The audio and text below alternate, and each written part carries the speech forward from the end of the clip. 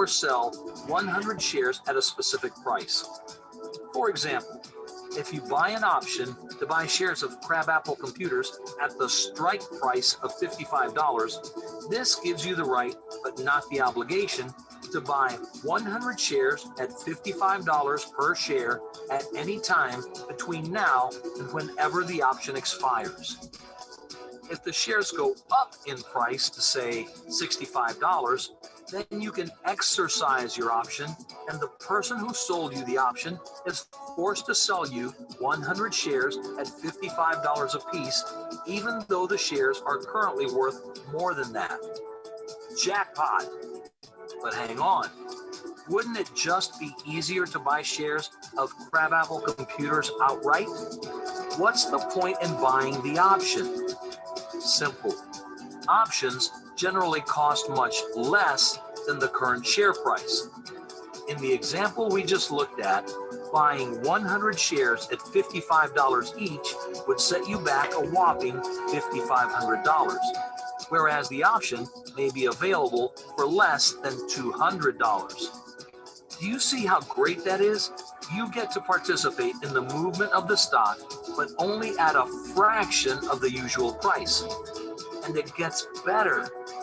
If the unthinkable happens and the share price of Crabapple Computers crashes by 30%, people who own 100 shares at $55 are going to lose $1,650. But if all you own is the option you bought for $200, the absolute most you can lose is the $200 you paid for the option. Okay, guys. First of all, okay, I just want to let you know that, okay, option is basically what you call it, the instrument, okay, for you to buy a stock in a very cheap price. You heard of it, you feel very happy, right?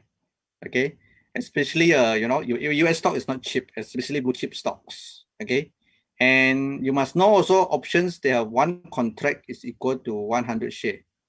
You know what I mean or not? Okay, so basically, if you want to buy options, you need to buy minimum 100 share. Okay, that is actually a right for you to buy. Okay, but you don't need to have an obligation. Okay, I give you an example. Let's say if you want to buy Apple stock currently 100 share, okay, Apple stock current price is about 150, let's say easy. Okay, so you need to come out 1,005, right? Okay, because 150 you it's not 1,005, sorry, you need to come out 15,000. Am I right? Okay, 150 times 100, you need to come out 15,000 to buy Apple stock. Okay, if you want to buy the stock, 15,000 US dollar is not a small amount, right? But if you want to buy options, right? Okay, you actually can maybe come out only 10% of the 15,000, like 1,005 or 1,000 or 2,000. Depends a lot of factor. Okay, why I say like that? Because options, okay, you have an expiring date. Okay, we call it debt to expiring. Okay, and then you have a strike price. Okay, so we are going to talk about this later on, strike price. Okay, and of course whether it's in the money or at the money or out of the money. Okay, so all these things you're going to learn what it is. Okay, so however you will say, wow, good, right? Yeah, it is good. However, you can lose all this premium if the stock price is not go beyond your premium price upon expiring that. Okay, so this is actually got a pro and con here. All right. Okay, you actually can unmute your mic to ask me. Okay, if you have you don't type in chat lah. Okay, because I need to check the chat again.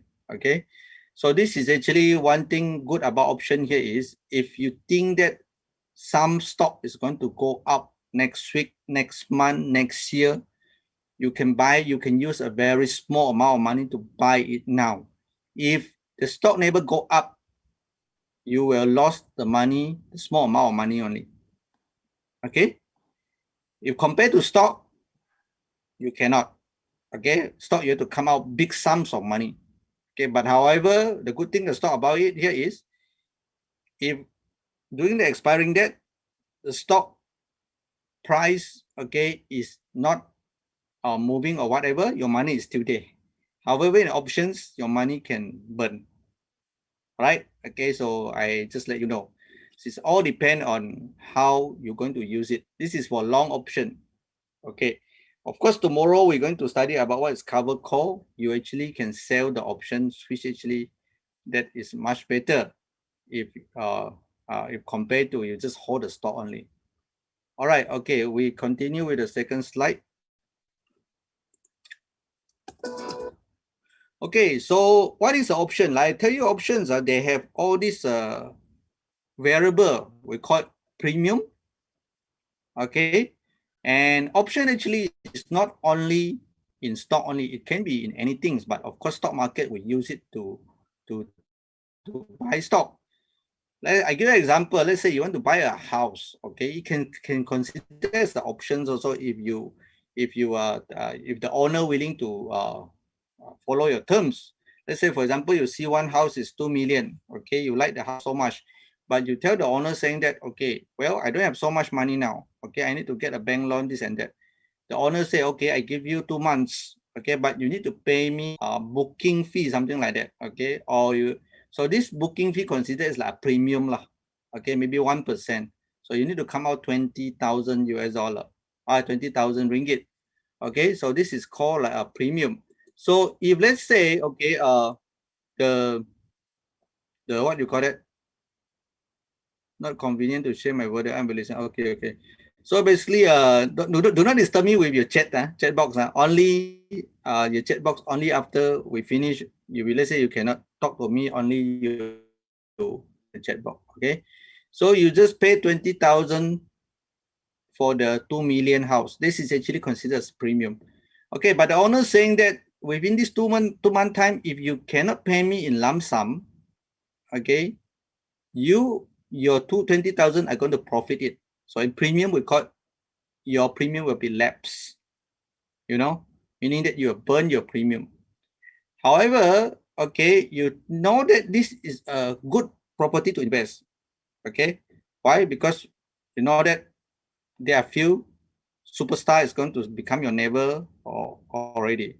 So basically, you have the right to buy this property within 2 months time by paying 20,000, your premium you pay.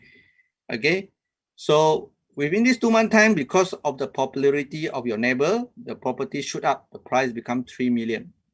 Okay, so basically the seller cannot saying that I don't want to sell you the property. He have to sell you because under the contract, he has the obligation to deliver the house to you. It's the same thing here in the stock market. Okay, the seller have the obligation to deliver the stock to you. Okay, so the moment, okay, you pay the premium, you have the right, but no obligation. Okay, so within this 2 month time, if the house price go up 3 million, you actually can earn how much? You only pay 20,000. Actually, you can earn about around 1.9 million like that. About 900,000 like that. Okay, because the underlying asset here is the house. The 2 million is a strike price. Okay, the specific time actually is the expirations. You are buying a call options. Your premium that you pay to the seller, house seller, is the premium, or the booking fee is a premium. You know what I mean or not? So if you forget about what is option, this is actually the best way for you to remember options. Okay, always think of, you want to buy a house, you pay a booking fee, the booking fee is a premium, and then the seller give you 2 months to settle or 3 months to settle. The 3 months is the expiring date. You can see or not? Okay, a specific time here is the expiring date. The strike price is 2 million because that is the underlying asset you're going to buy. Okay, so the underlying asset here is property. But of course, in the stock market, the underlying here is a stock. Okay, the strike price here is the price that already agreed. For example, whether the strike price is 100, 120, 130, 140, whether it's in the money or out of the money, later we're going to discuss. Okay, the expiring date in options market, you have weekly options, you have bi-weekly options, you have monthly options. So monthly options normally expire third week of every month. Okay, so today is Thursday, because purposely every options class I conduct on Thursday and Friday. You know why? Because Friday is the expirations. All right, so basically I will explain to you how's the strategy you can play during the expirations. Okay, so this is options. You guys understand the concept of options? If you forget, like I tell you already, remember you go and buy a house. The story that I tell you, you will remember already. That is actually a call options. Right? Okay. So two type of options, call and put. What is a item is a stock. Okay. But I'm using the house, so make it easier for you to understand. Price, the strike price, the price that we have determined. And the time here actually is you already agreed with the seller one. All this thing, right, is already fixed in the market, so you no need to worry. Okay, just now I give you the house one is just explanations, so easier for you to understand. All right.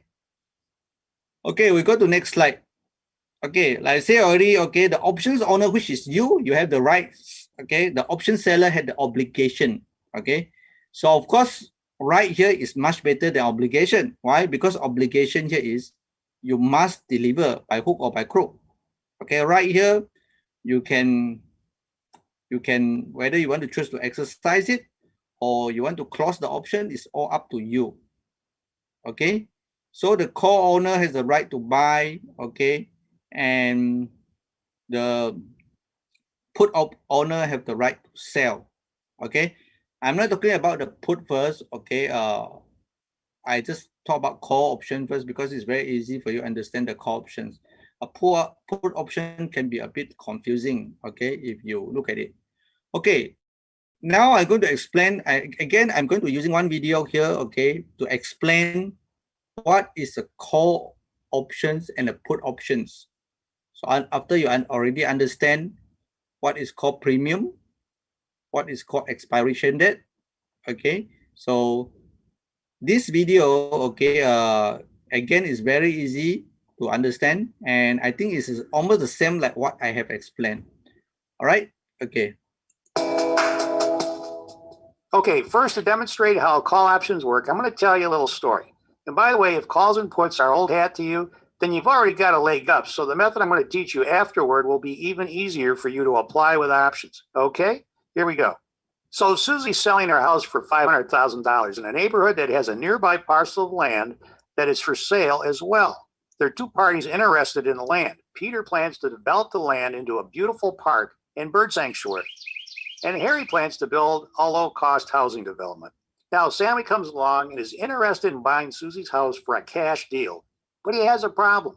He won't have the cash available for 3 months. So he's, of course, worried that the house will be sold to someone else in the meantime. So he decides to offer Susie $5,000, or the option premium, right now, if she'll take the house off the market and give him the option.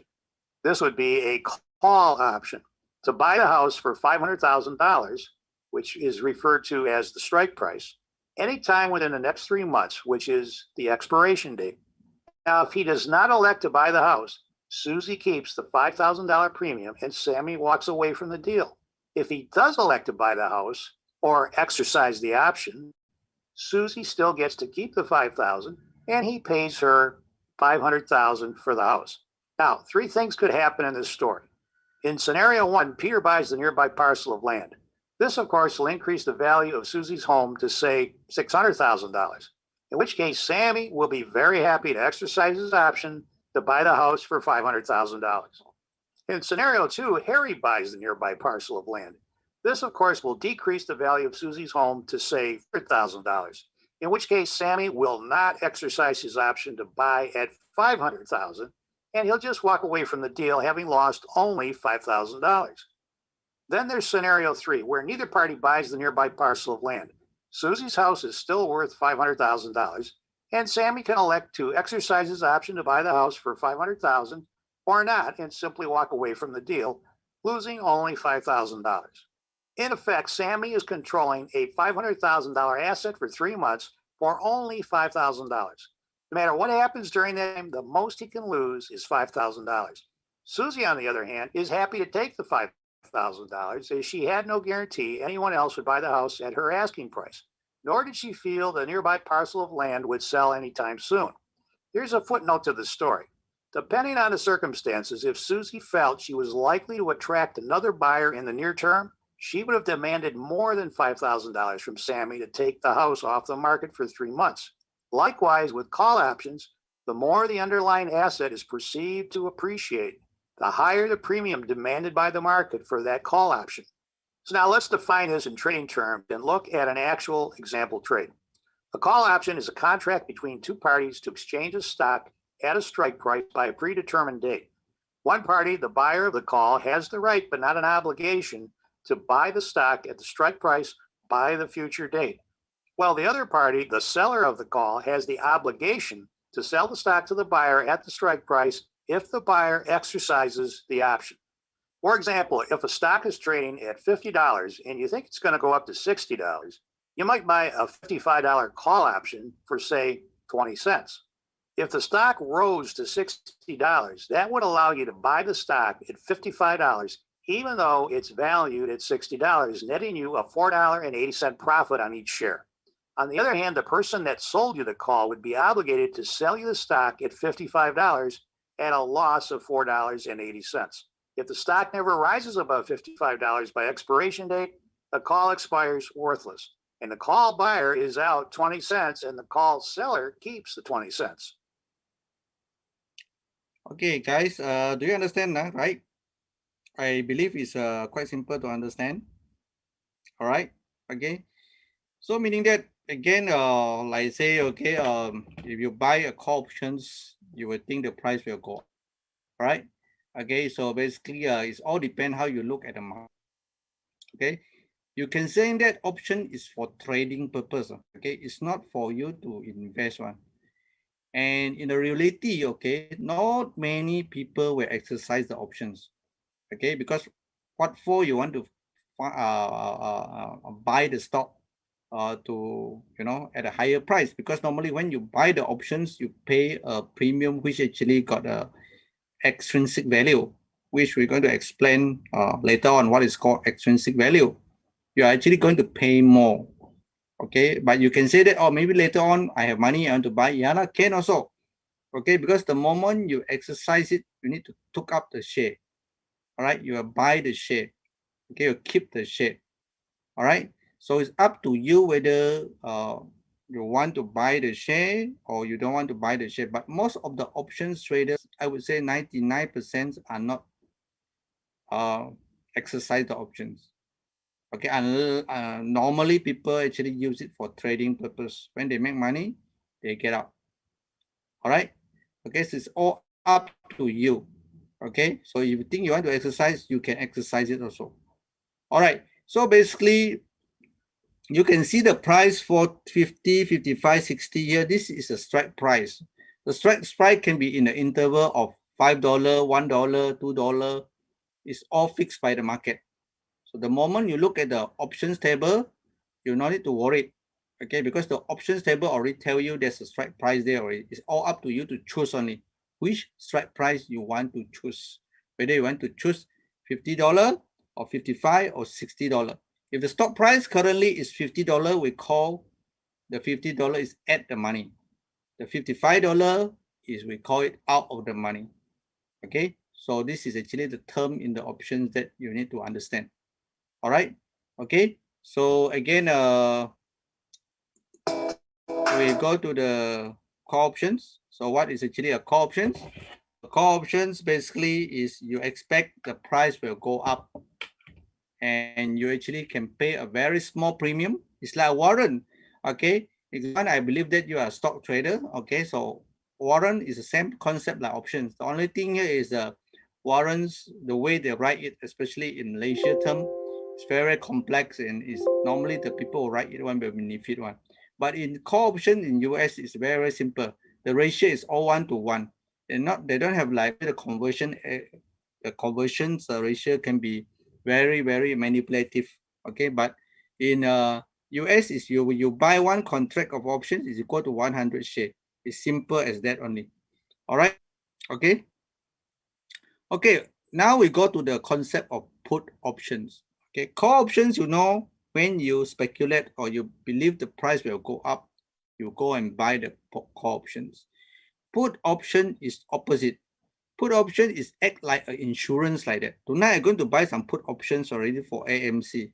Okay, bloody hell, my AMC cut down already. Okay, so basically I need to buy put options. So in case the put option, the market keep going down, okay, basically it can protect the downside.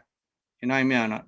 Okay, so this is how put options will give you an insurance. Okay, the insurance to protect your downside.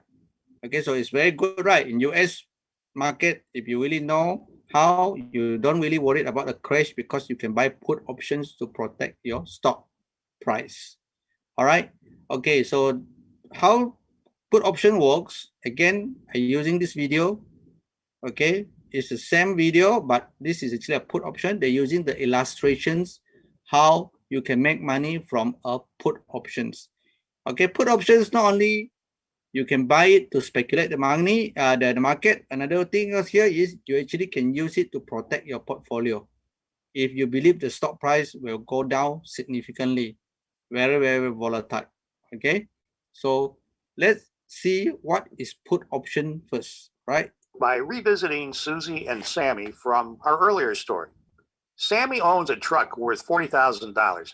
He's concerned that his truck might be damaged in an accident or even stolen. So Sammy decides to buy a zero deductible insurance policy, or a put option, on the truck for the full amount of $40,000, which would be the strike price, from Susie's auto insurance company. Susie charges him $1,500. That would be the option premium for a 1-year policy, 1 year being the expiration date. Now, 3 things could happen in this story.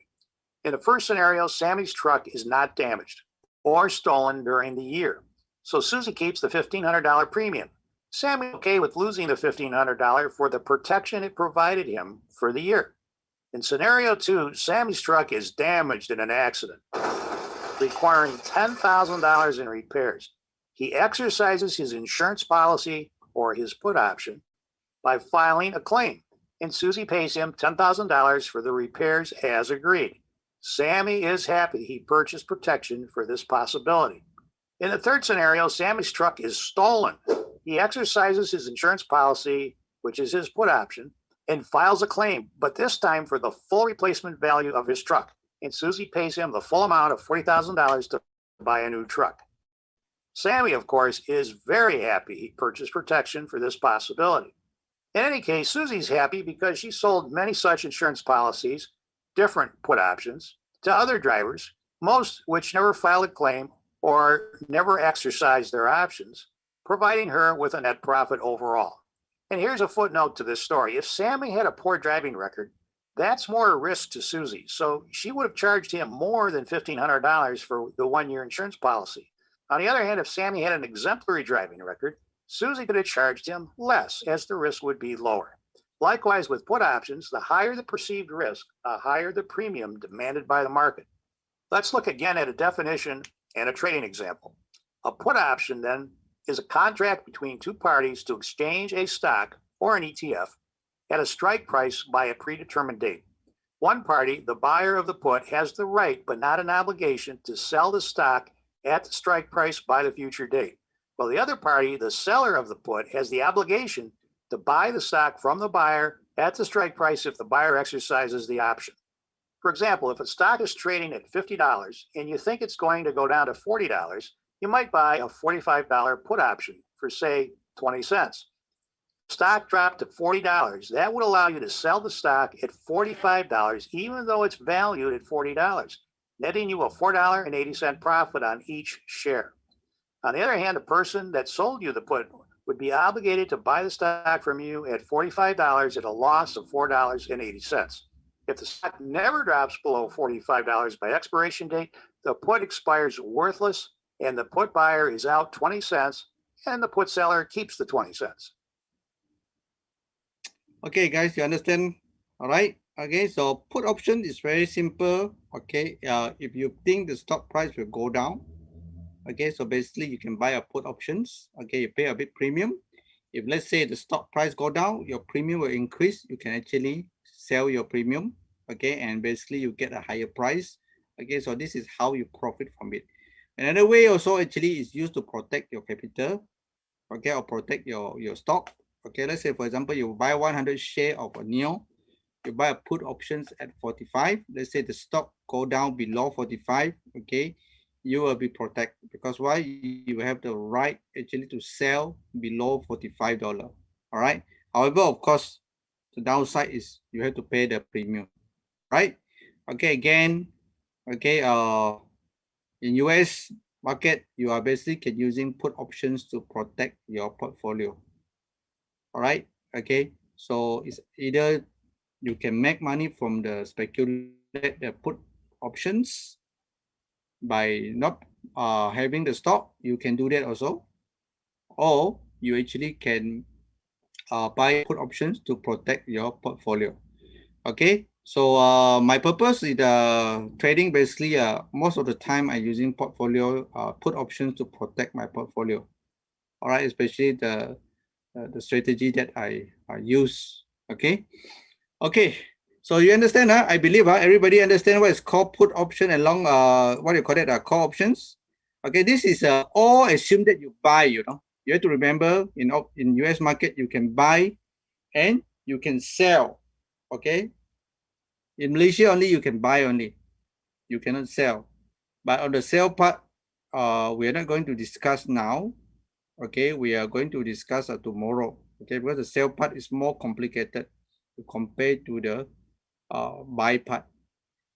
In Wall Street, we don't using buy or sell. Okay, we're using long or call. Sorry, long or what do you call it? Long and short. Okay, meaning that long you are buying, short actually you are shorting the instrument. We call it you are selling. Yeah, in Wall Street, it's a very, very complex world where actually you can borrow the stock and sell the stock. Okay, call it short selling. It's exactly what happened like in the AMC now. If you know that, I post the link in the group. Okay, so it's a very, very dirty strategy used by a hedge fund actually to manipulate the market.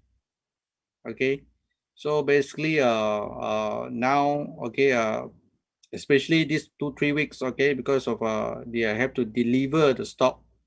Okay, or they have to deliver the stock that to the people that they borrow until they have no stock to borrow already. Okay, but again, a lot of phantom stock also, meaning that they buy and sell each other. Okay, which is not allowed by SEC actually.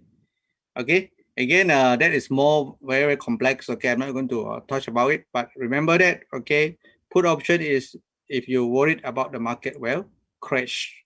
Okay, so if you buy a naked put, meaning that you don't worry, you're going to be profit when the underlying asset decrease in price. Can you ask me what happened if price stock market don't go crash? You only burn your premium. That's all. Okay, so you have lost very, very small, but thing happens fast. You actually a lot of hedge fund or they are making money by buying a put options.